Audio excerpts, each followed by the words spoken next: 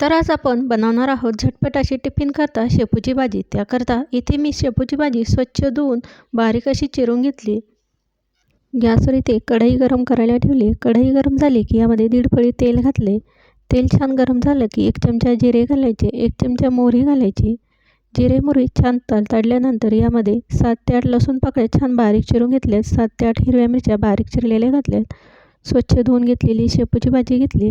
आता मिरच्या आणि लसूण छान परतून झालं की यामध्ये बारीक चिरलेली शेपूची भाजी घालूयात। भिजवलेली मुगाची डाळ घेतली 2 चमचे, ती देखील यामध्ये घालून घेऊयात। मुगाची डाळ वापरल्यामुळे भाजीला इथं वास येत नाही आणि चव देखील छान लागते। त्याकरता इथे आपण भिजवलेली मुगाची डाळ वापरायची आहे।